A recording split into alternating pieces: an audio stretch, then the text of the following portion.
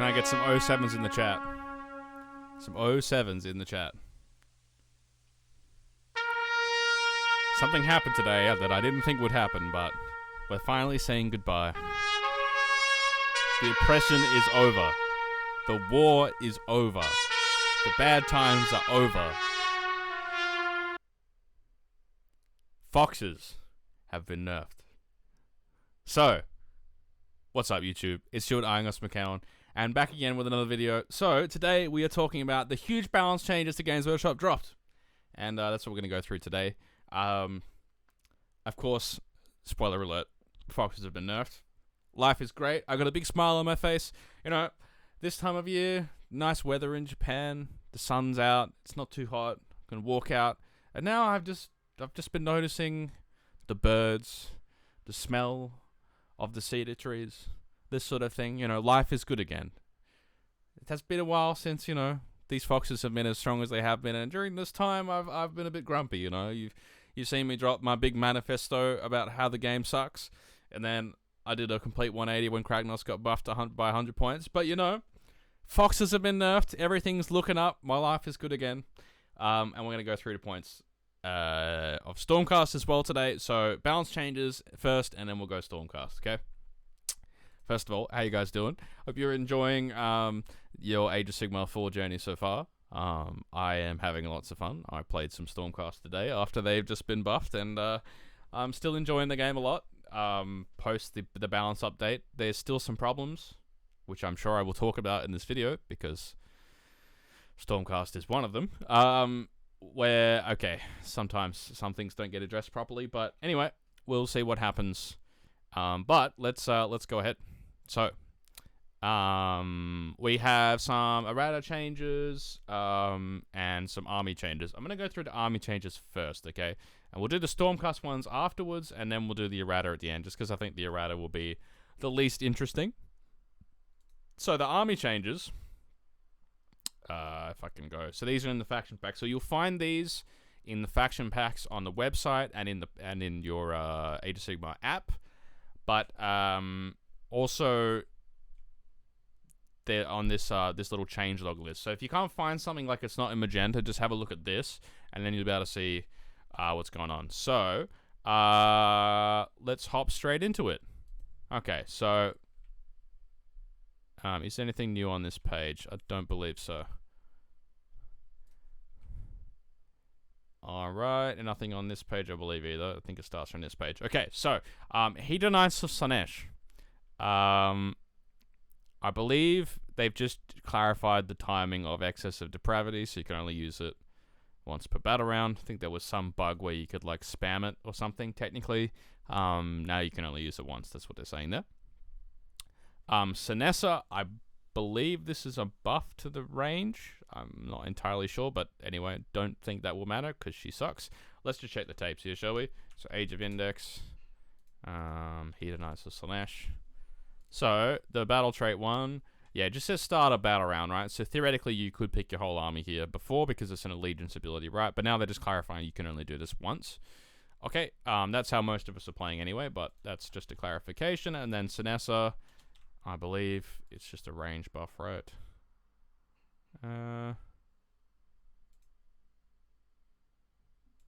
I think probably Age of Index has maybe overridden it. I'm not sure.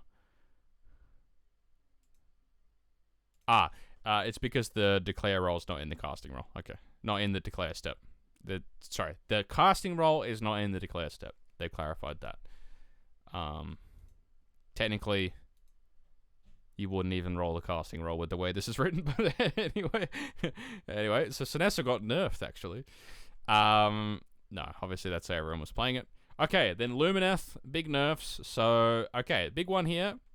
It's the topic of the intro. So the foxes could move their movement characteristic, which was like 21 inches, or 22 inches with speed of fish, otherwise 18 inches.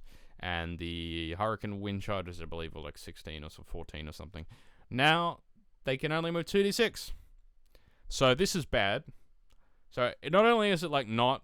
If this was like 8, this would be better, but it's random, so it sucks. So basically, I think that makes the army suck. At least the the foxes side of it. I mean, you're gonna bring foxes with this? I don't think so, right? Like that's actually kind of a fully remove them from the game kind of nerf. Because you're now gonna move up, and you're not gonna be able to really shoot anything juicy, right? You're gonna be able to shoot like the thing that's in front of you. Yeah, I mean, let's just brainstorm for a second. So we have our Sevireth, right? Sevireth 12-inch range, right? So we're going to move up. We're going to shoot 12, but then if we move back 2d6, we're going to be like potential 12 plus 2d6 back from the front of your opponent's army. Is that good? You're still in risk of dying, I think, from a lot of armies in the game, right? Like, a lot of armies can be faster than 12 plus 2d6, especially if you low roll the 2d6. So this means that you can kind of just get hit after you move up. So what does that mean? Well, for me, I think where I'm at is I think this is actually more of a nerf to the wind charges than it is for the foxes. The reason I'm saying that is because the wind charges have like really terrible combat, and they're really short range and kind of need to shoot like a key target sort of thing. And so you used to be able to like move 18 inches back afterwards and then be safe. And the other problem they have is they do have retreat and charge, but they only have retreat and charge if you're near a fox. So the whole dynamic of moving them up, even run and shoot as well is another element, right? Like you're doing the run and shoot, and you got to move the fox in range, and then you got to move them around the board. It's going to be hard because the thing with Lumineth, right, is now this stuff is expensive. So your 3 foxes are really your units doing battle tactics a lot of the time. So often you're going to take the flanks, and then you're going to try to shoot the foxes and take the flanks, and you're just not going to be able to really reliably do that anymore. It's going to be hard. Like, you're going to have to... One fox is going to have to not shoot, basically, is what you're saying, if you're going to take the flanks, because 2d6 will not get you to the flank afterwards.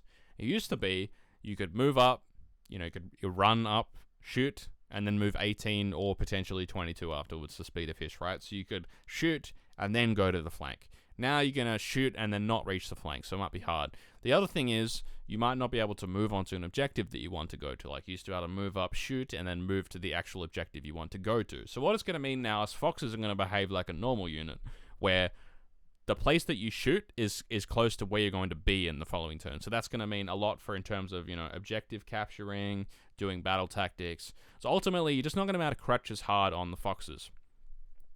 Personally, I think Sevireth will still be really good. You just look at this war scroll, and it's like, really, you can't shoot him unless you're within 9. He's got good shooting, a good rampage, and otherwise, counts as 5, and you can, trail something behind him to give him -1 attack. What I'm more thinking is, like, kind of dead is the normal foxes. So for 250, it looks expensive now, right? Like, maybe you run 1 with Sevireth, like you go a Sevireth and a fox, and that's potentially strong. But I think the days of 3 being your like main tactic engine is dead. So Lumineth to me are an interesting spot, right? You still have some really strong rules, but are you going to be able to do your tactics and do your objectives and play the game? That's hard, because you look at the lists that have done well recently, right? We've seen 3 foxes and 20 Dawn Riders, okay? And that list is essentially, we have 20 Dawn Riders that fight, and the foxes do all the stuff that we need to score, okay? And is that army really going to be able to do that now with the changes? Are the foxes going to be able to survive long enough with the changes versus an army that really has some mobility? I don't know. They're still going to punish slow armies. Like, you're still absolutely going to be able to move up, shoot, and then move backwards. But my problem is, I don't know if these slow armies care about the foxes shooting, right? A lot of these slow armies are tanky, and so in the first place, they're not taking a huge amount of damage from the foxes. And yes, they're not going to be able to get you in 1 turn, but what if they get the double, right? These are sort of the things you have to start thinking about. Makes them a very complicated army to play. I still think they're going to be good, but they're probably AS sort of area at the moment, but maybe they drop towards lower A, top of B kind of area with these nerfs. I don't know. We'll see what happens. But for now, playing against foxes is going to be way easier with these changes. Good. Riverblades, on the other hand, this is really, really big nerf. Okay, so not only did they go up a lot of points now, but they've had like a big nerf here. So it used to be that you could just move 2d6, regardless of whose turn it is, if they're in combat or not, which is obviously insanely broken. Okay, like obviously this is broken. Like obviously having this and this on the same war scroll, like this is obviously a mistake.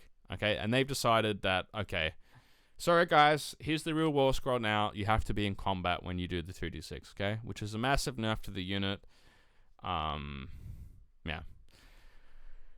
Probably you're still gonna play them, but there's an argument that you don't now, right? Because at least now they're not just better than everything else in the army.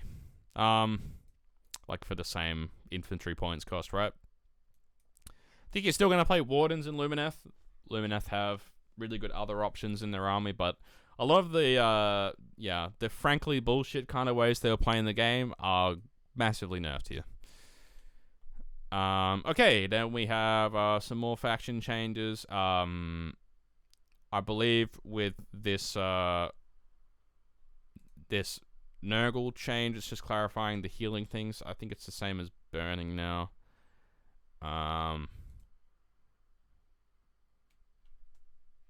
It's just, I guess it's kind of just clarifying, right? It's just saying if you have one.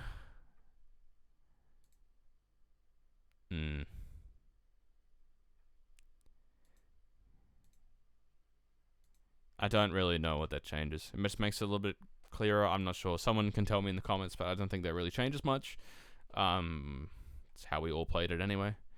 Croak. Okay, so I didn't know you could do this, but apparently you can. Before, if we look at the tapes here, right? Go back and check here. Apparently you could. And I'm just going to look at this wording now. Yeah, so once per turn, you could pick a skink wizard and then draw visibility from it, right? But apparently you could do this so that you could load up 2 of them. Like if you, in your opponent's turn, you load this up, then the first spell that you cast in your next turn, right, when you cast a spell, would measure from the skink. And then you could use the ability again in your turn. So you could effectively do it twice in your turn, is what this does, right? Now they've just clarified you can only do it once. So, like it's supposed to be written. But it's kind of cool. Yeah. And they've just clarified as well that it's you measure from Unbind. Vampire Lord, they're giving him the same treatment in terms of the teleport for core. That's good justice for Vampire Lords. I was playing a game the other day where this, watching a game the other day where this happened. But yeah, basically before, if you failed the 3-up, then they couldn't move. But now they've just clarified you can. Belladamma, her thing actually works now. She's still excessively mid, but anyway, she exists. Okay, and that's the faction update. So basically, there's not much going on except Lumineth just got turbo nerfed. It's a good day, right? It's a good day for everyone who is a nice person. All the armies that we like, nothing's really happened. Lumineth, insane nerfs. Life is good. Let's go look at Stormcast points, shall we? And then we'll go do some minutiae at the end in terms of the fact changes. There's probably not that much there that's relevant. I did have a look before. Okay, so Stormcast. We have new War Scrolls, a new book.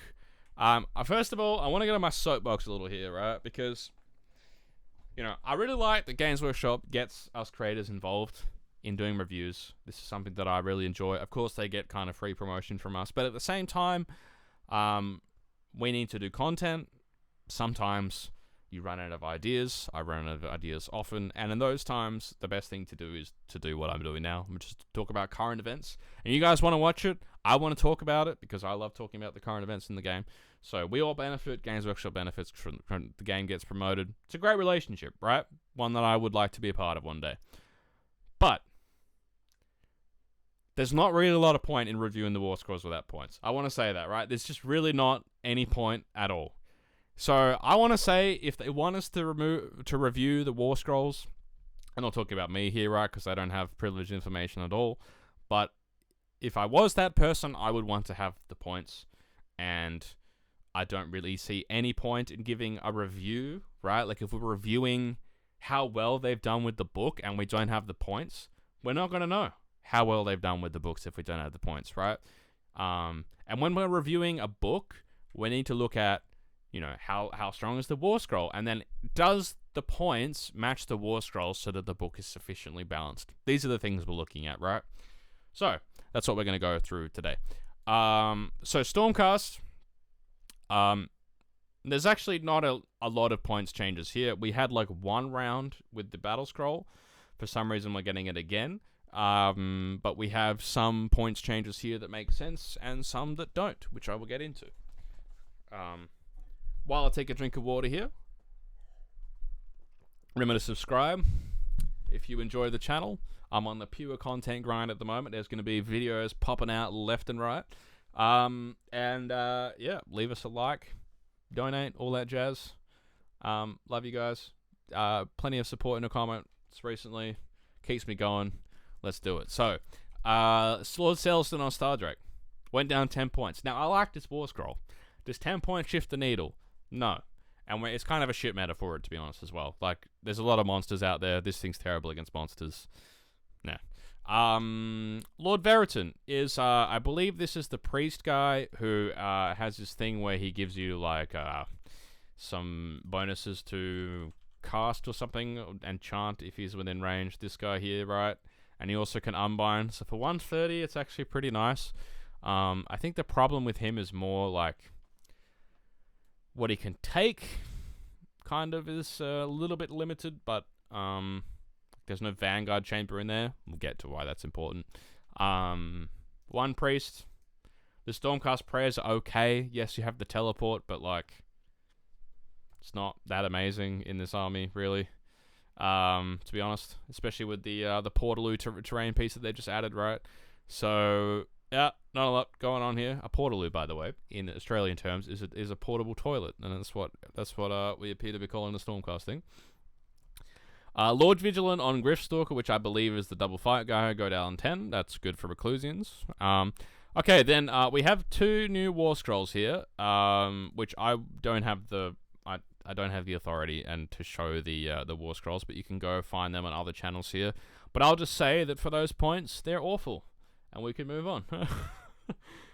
Taunus the Redeemed for 220 is maybe okay. So he's quite good for healing Ruination Chamber units. Is it worth 220? I don't think so. His battalions are also pretty bad. He can only take Ruination Chamber. The Knight of Zeros, I believe, is 180 now, I want to say. I've started on the wrong page, didn't I? Whoopsie, we'll go down there now. But Knight of Zeros is, I believe, 180. Where is he? Yeah, 180. He's pretty bad, I think, as well. Okay, then we had some other hero changes. So the Celestin Prime went down 40. That's kind of massive. You might see him now, maybe. Drakesworn Templar going down 20. That is still not going to do anything. Gardas going down 30. That one is more interesting to me. He's still kind of a bad War Scroll, though, and infantry are kind of bad in this army, so... I mean, I was banging on around the Quest of Soulsworn, but there are other things in the army that are better. What is big, though, is the Knight Draconis going down 30. That's intimidating. That's a good War Scroll, and the Stormwreck Guard also went down. Questa going down doesn't matter because he sucks, kind of. I mean, he's okay. The Lord Aquila going down, though. Lord Aquila going down I kind of like. He's, like, aggressively okay is what I would put him, because his abilities kind of suck, but at least he's a body that's got a bunch of move and does some pretty decent damage in combat for 180. And importantly, gives you access to the Vanguard Chamber, okay? But here's the problem, right? Here's the problem.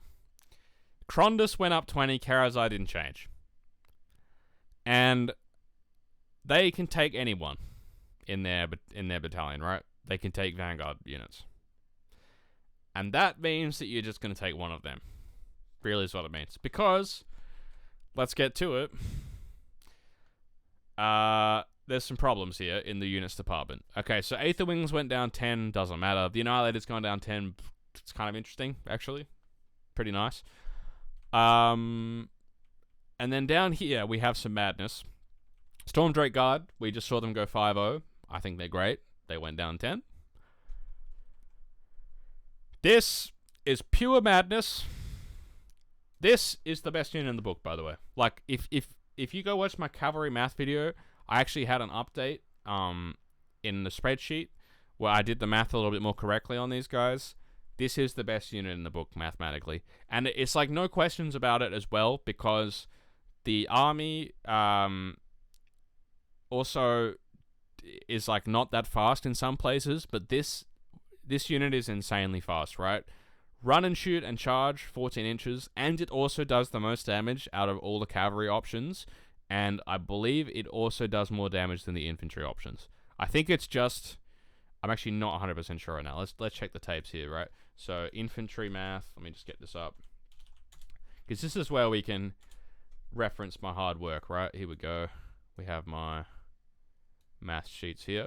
So let's look for palladors with javelins. Okay, here you can see here that they're the 4th best. I know the text is kind of small, guys, but they're the 4th best cavalry in the game mathematically. Okay, and the points have gone down 10 now. So let's just update that. So they've gone down to 220. Okay, which puts them, I think, still in the same place, right? But now we've got that. So the effective points per damage is 22. And if we look at the, we can sort by army here for the Stormcast math here. Now, we're just doing pure stat math, right? We're not even talking about movement, which is like an entirely different discussion, because these guys are a million times faster than everything else, right? We're talking about order Stormcast. Okay. So what does... So, like, just to give this a reference, okay, so Reclusians do a little bit more damage per point. Quest of Soulsworn don't. And I think that's it, right? It's literally just Reclusians that do more damage per point than the Vanguard Raptors with the Javelins, and the Reclusians move 5. Right? Reclusians move 5, these move 14 plus a run. Okay, and they can retreat and charge. Like, this is so clearly bad internal balance. I just played a game with 12 of them then, with 5 Vigilers, where basically you can... So this is how this unit works, right? You have 5 Vigilers, you shoot, they get +1 to hit against that unit for the rest of the turn, right? 6 of them will go in, shoot, 7 attacks, 2s and 3s, ran 1 damage 2 with the Javelins, and then... 13 attacks, 3s and 4s, ran 1 damage 1 with the bolt pistols. Charge, do that again, and then fight, and then have 7 attacks with the javelins, 2s and 3s, ran 1 damage 2, and then have, 18 attacks, 4s and 3s, ran 1 damage 1 with the mounts, okay? You can go do the math on that, but if you play that in the game, I promise you, like, you just hit everything off the board. It's insane. And your opponent just doesn't really have any counterplay. You can't tag this unit. It's tanky. It's still 30 wounds on a 3-up save. I don't know what... I don't know how it's balanced. I just really don't. Like, I'm going to be honest. Like, I'm struggling here. And here's another thing that's not balanced, right? Vanguard Raptors are going up 10. I mean, what do you freaking do? Who cares? Like, 10 points? Like, okay. If you take 24 of them, you're going to lose, what? Like, 80 points. I mean, that's not even massive. But, in Stormcast, 10 points does make a decent difference. But, like... 20 points for a unit of 6 probably doesn't make a big difference.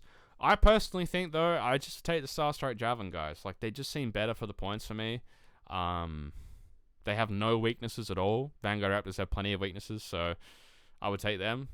Vindictive's going down 10, doesn't matter. They're terrible. And that's kind of where we're at with Stormcast. So, alright. Worth noting, the Storm Coven are in too. I'll talk about some of the units that came in here, right? So, Storm Coven is the... That 210 is the cost they had in Legends, by the way. It's exactly the same War Scroll they've just brought out of Legends, quite lazily. Double caster that goes in basically every battalion. But for 210, for 9 wounds, I don't actually think it's great. Like, you can't really fit it in a 1-drop, so you're just talking about like a 2-drop, but then you can just take a Wizard Hero. I don't know. They seem okay to me, but I wouldn't... I think they're quite a good pairing with Karazai, I guess is what I would say. Like, it's a good way to kind of get a wizard in a Karazai list. And they do okay shooting, but I'm less sold on them. The Stormstrike Palladors for 210.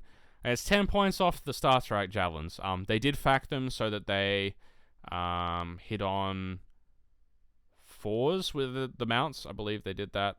There is a Stormcast fact we'll go to afterwards. But that's what they did there. And I don't believe there's any other new units in, right? No. So they did give the Hurricane crossbows a new war scroll. I just can't remember what they did off the top of my head, but I think that 100 for them was quite good by memory.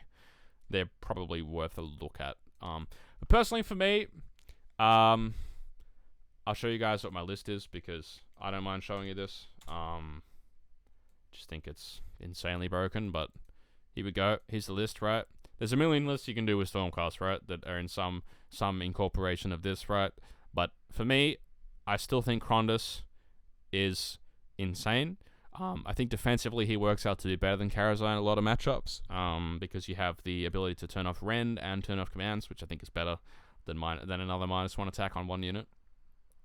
And you go Praetors, 2 to 6 of these guys, and a unit of Vigilors. That's your list. Yeah, so I believe some gremlins going on here because this was 2020. The JP's trolling me. Alright, let's check the tapes. I haven't got this wrong ever. Now, Krondus, I believe, is 560 now, right? So they just haven't updated all of them here. But this should be 2,000 points now. It's just these haven't gone down yet. The Star Strike Javelin guys. So, that's the list I'm running at the moment. It's insane. Plenty of options in terms of the manifestations you take. The sub-faction really doesn't matter. But basically, you just have... your turn is just insane. You're a little bit weak on your opponent's turn, but I don't think that matters so much. Yeah, I mean, there's going to be a million lists. You're going to see Krondus and Stormdrake Guard. You're going to see Stormdrake Guard and Karazai. You're going to see Karazai and, probably a Storm Coven unit and probably 4 dragons. And, I mean, we can make another list here, right? We can go Karazai 1-drop. We can go Karazai with some Praetors. And then 4 Stormdrake Guard. And the Storm Coven guys. And the Palladors. Yes, we have some points left over, I guess, but you can work out what to do with that. But yeah, I mean, stuff like this, right? This sort of list is probably insane as well. So yeah, I mean, this could also be... No, it doesn't quite fit Krondus, doesn't it? Yeah, but I think the Storm Coven, you have double caster, you have Karazai, and then you just have a bunch of damage here. So that's another option there.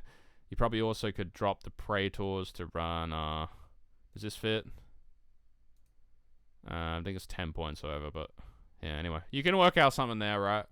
But I think the point stands that the Javelin Palladors going down is ridiculous.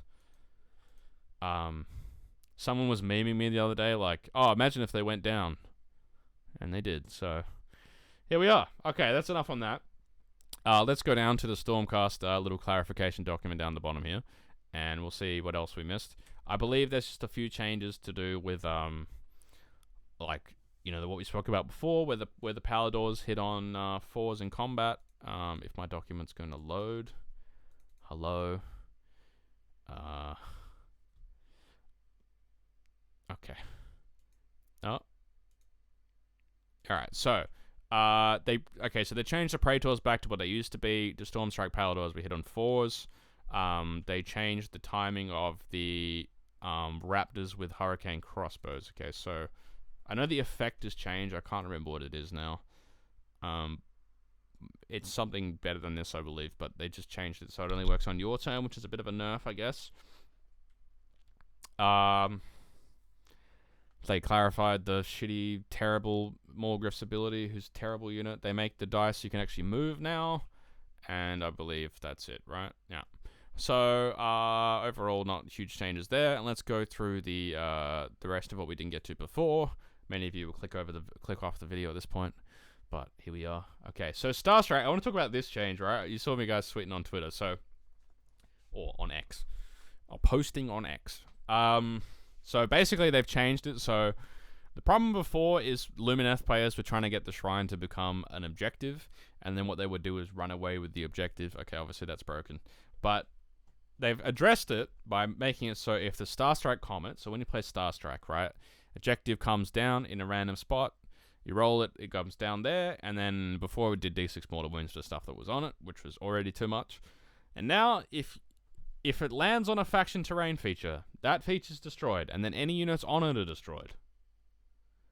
So, I want to imagine, right, you're playing against Sylvaneth. You just charge 6 Vanguard in and lifted a Lariel. Okay?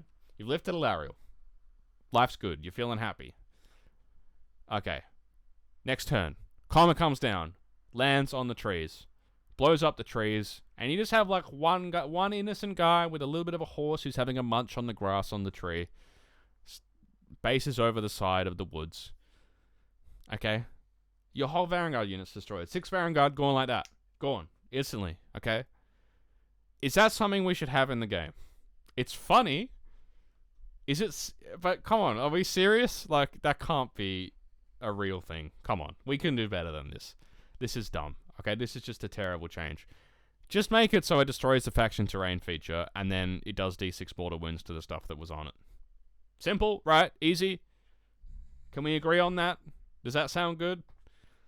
Jesus. I don't know. I just can't comprehend that change. Anyway. Okay. We have... we talked about this. So we just have some other small clarifications up here. Here we go. I believe they changed it so that by the way, it's a bit further up, but the Skaven regiments of renown can only be taken in Skaven.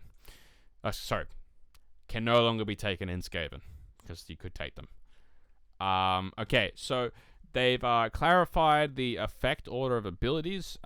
So you have to replace the dice roll before you roll it. So some people were saying with Excess of Depravity that you could roll it and then see what the dice roll is and then use it.